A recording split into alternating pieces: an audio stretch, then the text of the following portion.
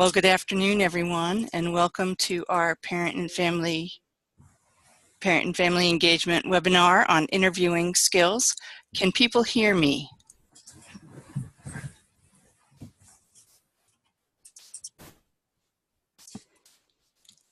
Yes. Yes. Going to see if folks can hear me. Yes. Yes. Yes. Yes, I can hear you.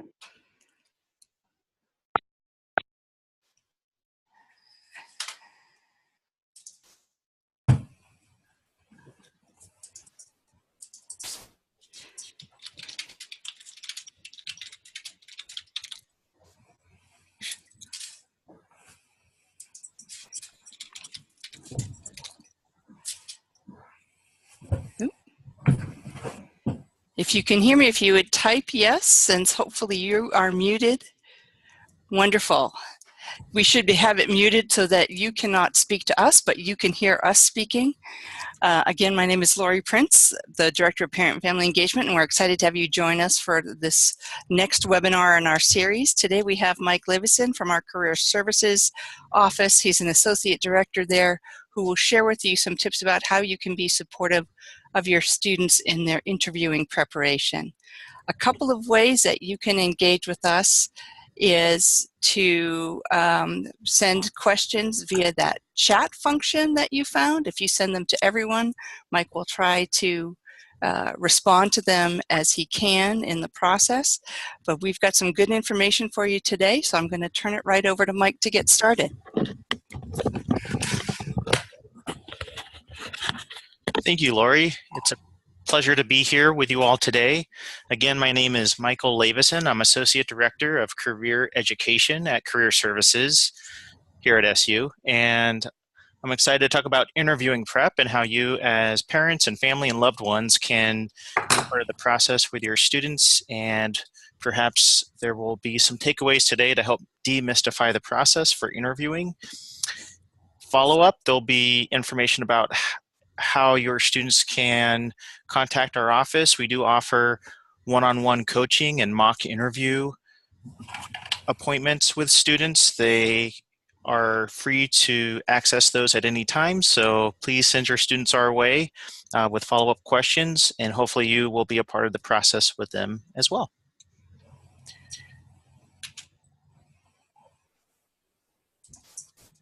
I'm going to move the slide. Terrific. So just as an overview of today, we are going to look at certain research tools and reflection techniques.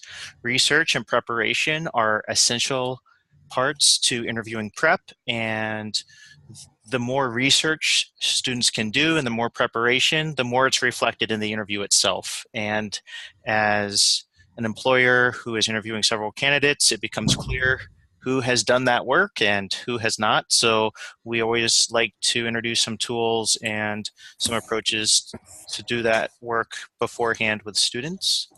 We will look at 4 specific types of interview questions and suggest one strategy each for how to approach them. We will look at the STAR method, and that is a way of providing detail and making responses concrete for interviewers. And finally, we will overview mock interviews, give some suggestions about how you may assist your students in mock interviews, and a few points to consider as points of feedback for your students. And then whatever other questions you have, please do ask them along the way, and I will respond to them as I see them in our chat box. Before we begin in the interviewing skills, I did want to touch on the way that we work with students. This is our professional development model, and we do want to work with students at that level of self-awareness, and that begins with identifying skills and interests and values and elements of personality, and how that can start to inform decisions, not just about what types of positions they want to look for or explore, but also how do you want to show up in an interview? What is reflected in your responses. And so doing that work beforehand can be very helpful for our students in taking a holistic approach to the professional development process.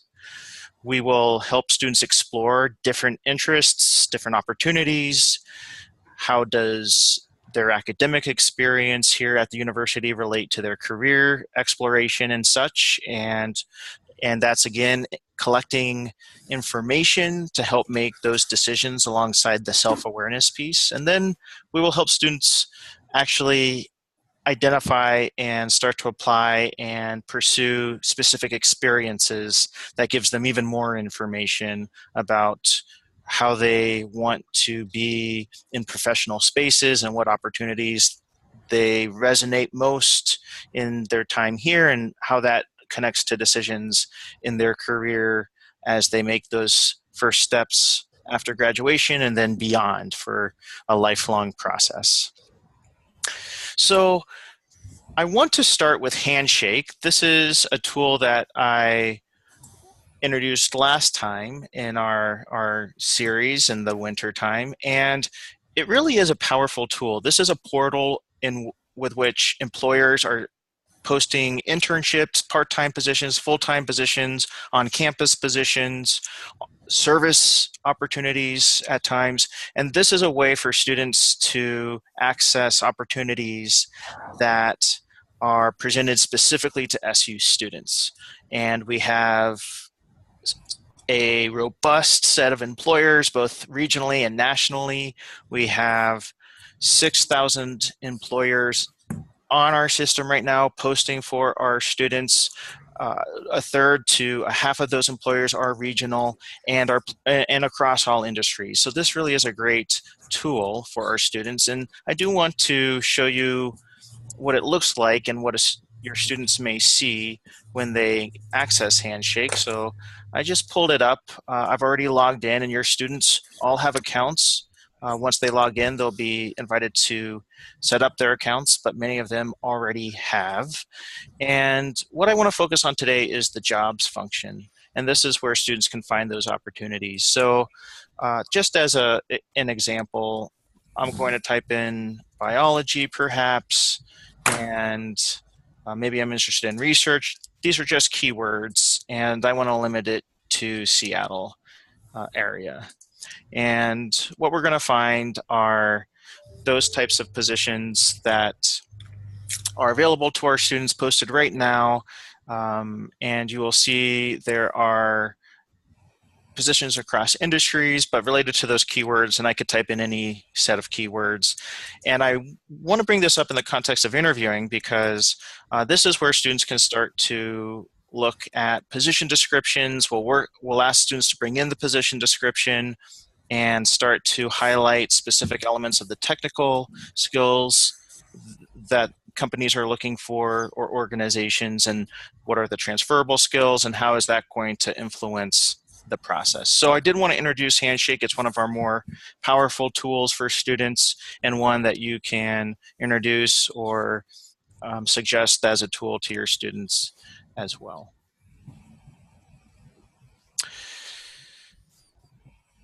Okay.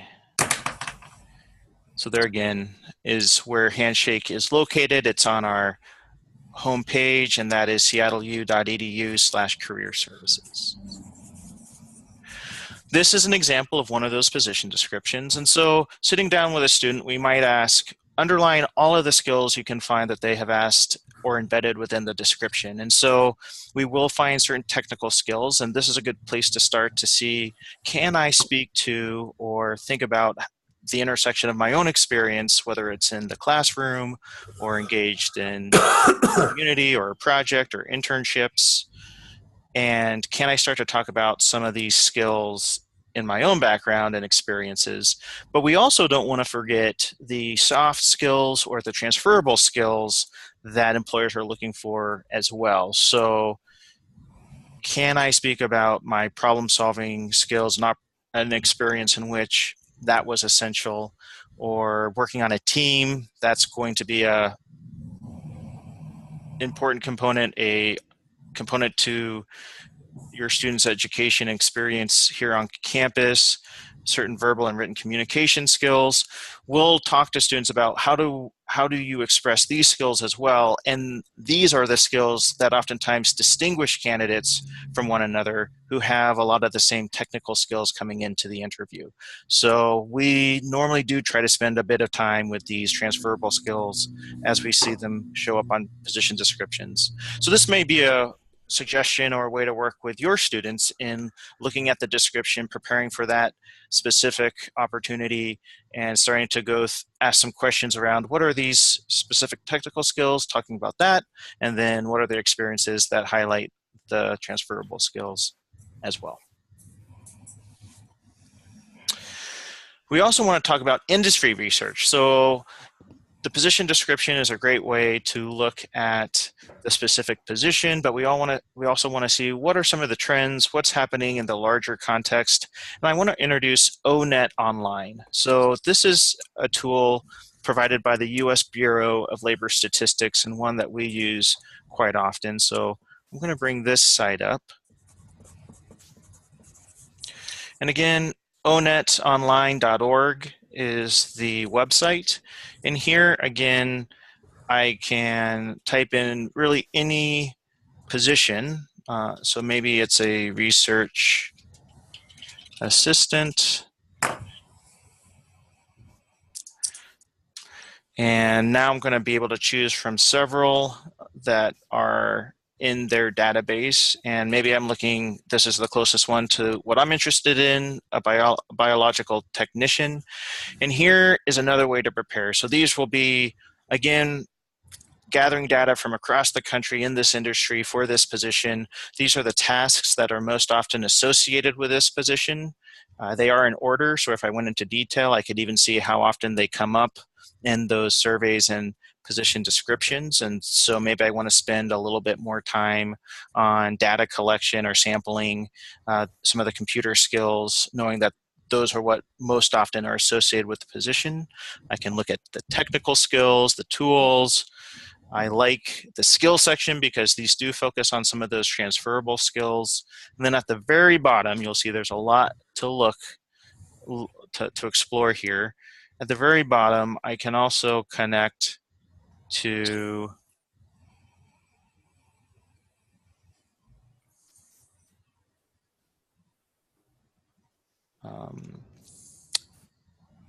it's normally in this section. Well, what I'm looking for is the Occupational Outlook Handbook, and I am not seeing it here, but I can easily access it. So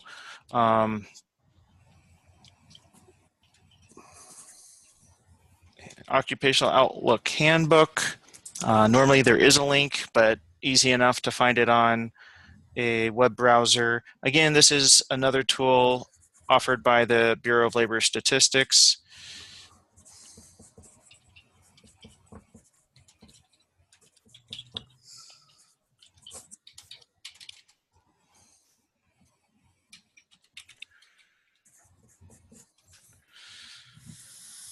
All right. And now I'm going to be able to also see some trends in the industry for this position. Look at work environment, look at job outlook. I can look at specific state data about this position. So again, just a very powerful resource for preparing for that interview as you want to dig deep into some of those elements listed in the job description.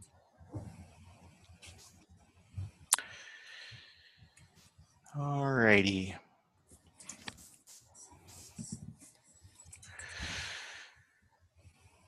When looking at the company itself, this is another level of preparation. We can go to LinkedIn is a powerful tool and go to company pages. For LinkedIn, it'll tell you about the company. It will tell you about hiring timelines and when they do most of their hiring. You can look at specific positions and people from that site and other information linked directly to their websites. That can be a very helpful tool when starting to learn about the organization itself and how to start to reflect on how your background matches some of the distinctive elements of that organization. The Lemieux Library offers Career Research Guide in partnership with Career Services. And here, I will go into this guide. What we will see is they do have a company research page, and there's different databases and tools for looking at either what's new and in the news or in the media about the company, what they're posting about themselves, but also databases about uh, company data and information as well. This is a great resource too for a host of other topics, and that is found in the Lemieux Library website, and it's libguides.clu.edu, and ours is the Career Research Guide. I'm also going to show you at the end of the webinar our homepage for Career Services, and a link to this guide is available there as well.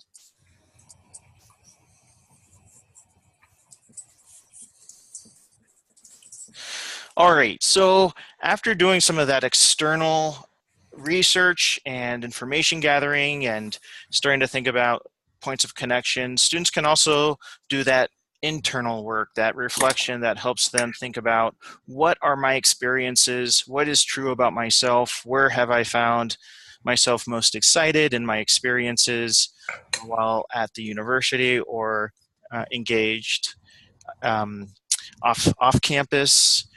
And so you'll see, I just received a question, will these slides be available? Yes, I can make these slides available on, I believe, the site, the Parent and Family website. And I will send that along after the presentation. And here, again, so many ways to think about involvement and experience. It doesn't just have to be internship or paid positions, although it certainly can be, and oftentimes those play a part in a good interview, but it can be experiences abroad. And what was that experience like engaging a new culture or problem solving through different and new landscapes? It could be group projects in the classroom or service work.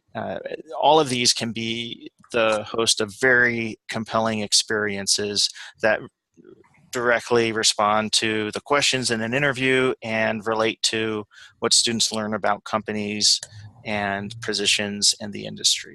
So we'll invite students to talk about experiences in all of these areas. Now that we've done that preparation, there are 4 general types of questions we review with students, and different approaches for each one. And hopefully these will be helpful categories for you as well as you work with your students. So the first are general questions. These are open-ended questions. And the classic question is, tell me about yourself. Very open-ended.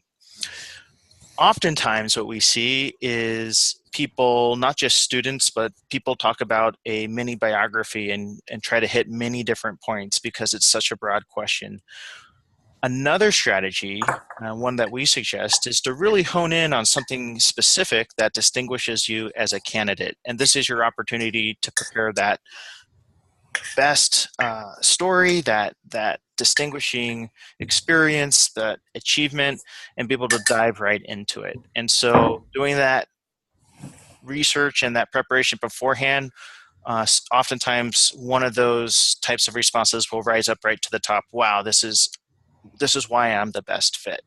And you can dive right into that with this question. It doesn't have to be a general response. It could be, let me tell you about I'll go back to my experience abroad last summer. I was doing research in Central America, and here's what I was able to do and experience in very unique and specific ways. And this is how that experience might inform the way that I do the work with your organization.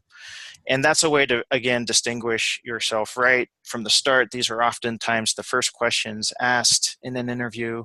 And instead of a broad answer, maybe reiterating a resume, diving deep into a specific aspect of a candidate's background is a way to start off the interview in a very strong way.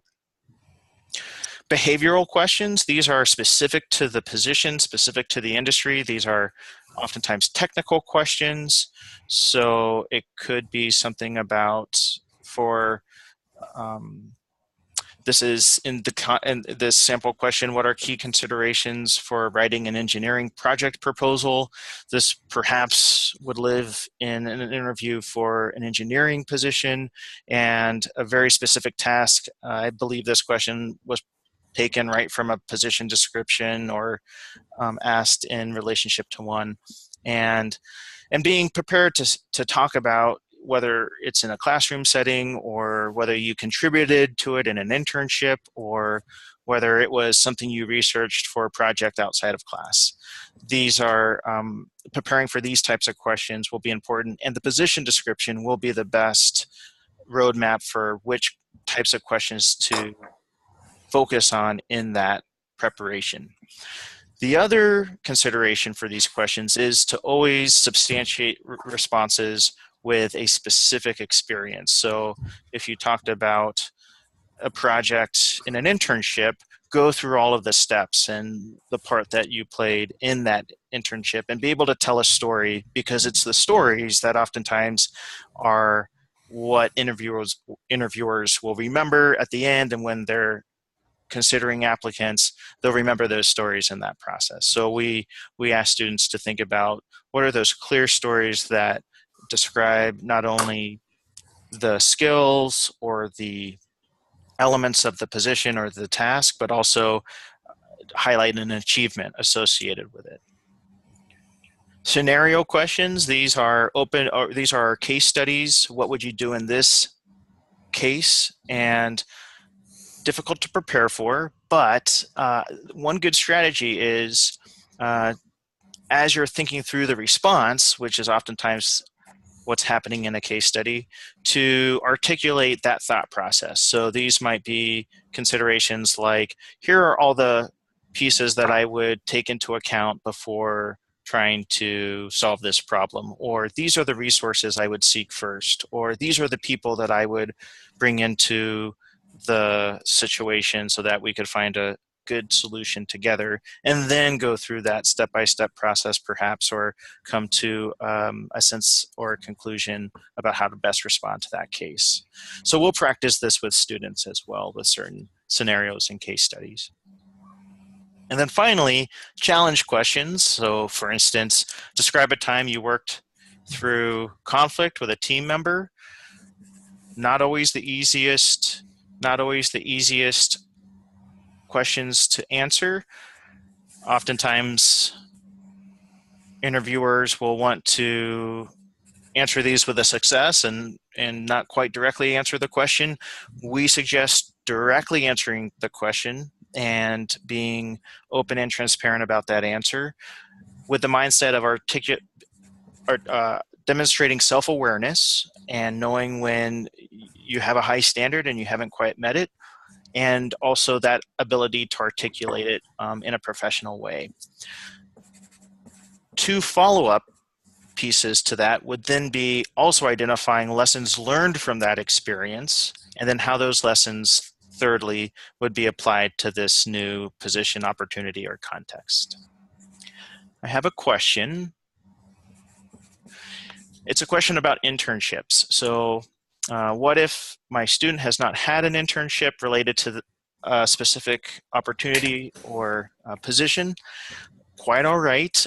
Oftentimes, they could very much. I would encourage them to visit our office at Career Services, because one of our career advisors can help brainstorm. Okay, if not the internship experience, let's talk about a lot of other experiences and start to really dive in and find related or tangential experiences that you could start to pick out or pull out certain technical skills or transferable skills. That being said, internships are an excellent way to gain some of these skills. The expectation is that students are in an experiential learning environment in an internship. Internships are not the only experiential learning environments that they can pursue. Service opportunities, or they can pursue personal projects or or work with peers outside of the classroom to pursue certain projects or have impact in the community. So these are ways to also think about how do I identify my elements of my background that relate to the position. But whatever the case is, working with one of our career advisors can be very helpful for identifying and thinking about or making a plan for next steps about how to gain some of these experiences and skills. Thank you for the question.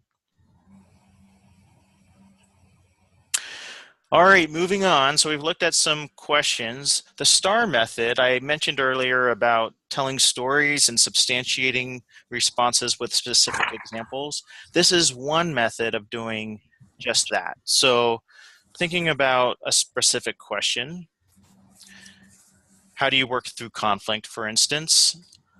STAR will help certainly prepare for these types of questions. So can I think of a situation right away in which I experienced some kind of conflict, and maybe it was a group project? Then thinking through, okay, in that situation, what was I asked to do, or what was my part in it? And thinking maybe you were at the center of communication across the team as the team was putting together the different elements of the project. Maybe at some point you had trouble reaching someone, or someone was non-communicative. Okay, now the action comes into play. How did you respond to that conflict? And you can talk through the responses, maybe the challenges, maybe the successes, and in the end, think about, okay, how did your work facilitate perhaps that group's project? How did you bring that person who maybe was not as communicative back into the group and complete the task? So we'll work with students through the STAR process. This is a good preparation tool. After a lot of practice, sometimes it just becomes second nature. I've made this claim. One of my greatest professional strengths is that I can see the big picture but not miss the details. Great. Now let's look at a situation in which it exemplifies or substantiates that claim. And a great method to just practice responses. And it's one of the things we look for most when in our mock interviews. Great responses, great ways to connect your background to the position. Now, where were the stories? Where were those accounts that really make your background vivid and memorable to employers? Another question. It's about specific majors. So this is about nursing majors and if they're utilizing our service. And absolutely, Career Services offers our services to all students on campus. Alberta Business School has their own Alberta Placement Center specific to business students. However, we work with business students as well. And so we're working with students from across the whole university, and our services are tailored to students within those colleges. And so we have career advisors who have a specific knowledge base and skill set and industry connection to industry for students across all colleges. So our center is centralized and working with all students across campus. Thank you for the question. All right, so mock interviewing. These are just some points I want to bring up. This is the rubric we use for a mock interview, and what we will do is first think about, normally this is in discussion, but some students will schedule the mock interview as if a very real interview and want feedback about dress or about professional presence or everything from the moment they enter our office to the last handshake. And we can start to provide feedback and give some reflection about the way that they show up professionally in the space and some considerations there. So everything from eye contact to handshake to timeliness and a greeting with a great smile and that type of engagement. Communication skills. These are skills, both body language, it could be facial expression, but it's also tone and the way that they speak. What happens when we get nervous in an interview? Do we speed up? Do we become soft in our speech?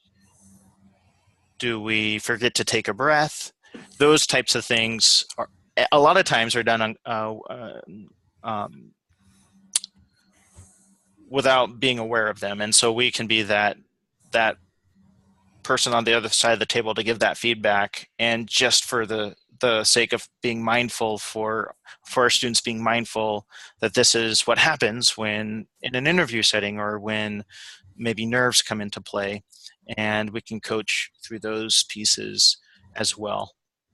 I want to say here though that our students across the board, it always hits me how articulate and well poised our students are when conducting mock interviews. I always am impressed and inspired by our students in this process. So the notes are normally, I always say I'm nitpicking here, but just as a piece for your own mindfulness, here's a little bit of feedback here. But our students are actually communicate quite well. And then finally, we'll actually look at the content of the responses. And so this is where we'll dive into the STAR technique, or maybe we're giving feedback. Well, you started answering the question, but then it took a tangent away from the question, or instead of focusing on one element, you focused on three, which became hard to follow. We'll look at follow-up questions, a very important part of the interview, and talk about how to prepare for those follow-up questions. Talk about the confidence in the responses, the strength of the responses. So this is where students can walk away with some next steps about how to strengthen the responses, or continue to do the pieces that they're doing very well. And we'll give feedback in all of these ways. And I invite, another thing that we say to students is, now that you know, identify a friend or a family member or someone who can ask you some questions, and now you can ask them, I seem to speed through my responses. Can you give me, I'm going to try to work on that. Can you give me some feedback there? And hopefully continue these skills and practice them with the people closest to them and their support systems that way. All right, so we're coming to the end. So this is our Career Services website, and what I do want to point out, and this is loading.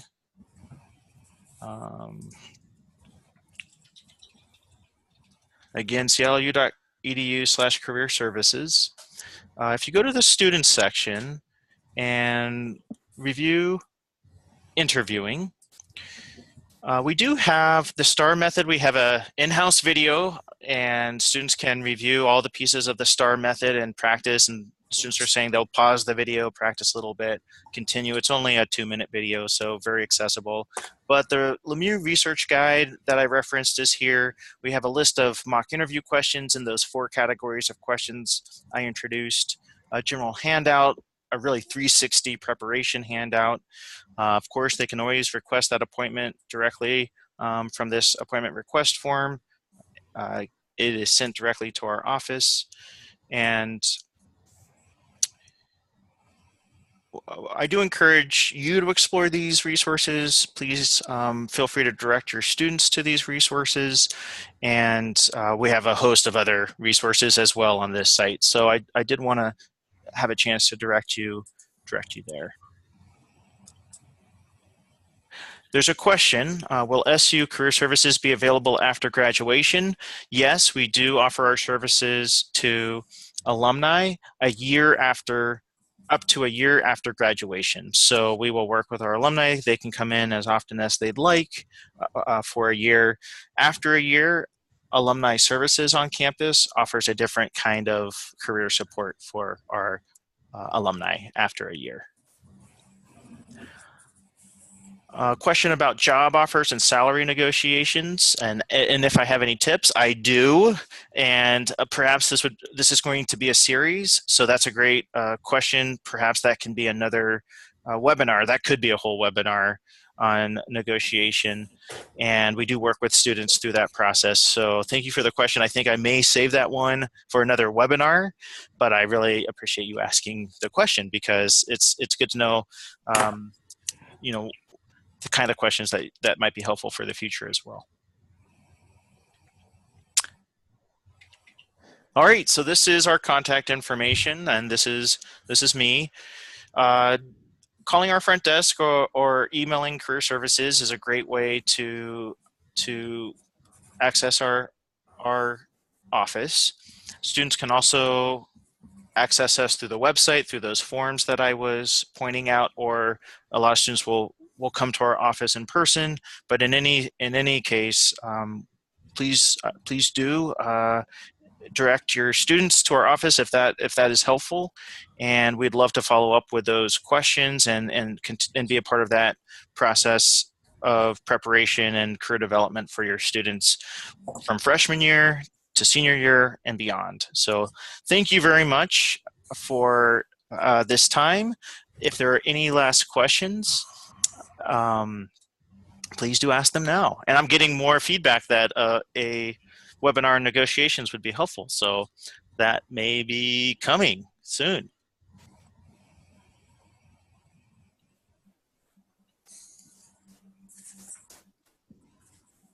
All right, well, I'm going to say goodbye and hand it back to Lori Prince. Thank you, Mike, and thanks to all of you for joining us today. I think you have given us the topic for our next career-related webinar, so that's a great point for us to work with for our students. Again, these are a series of things. We are recording this webinar, and we will put it on the Parent and Family Engagement website in a few days. If you have other kinds of webinars you would like to see us do, please feel free to send us an email at parents@seattleu.edu, and we will try to make that part of the process. Thank you all, and have a great day.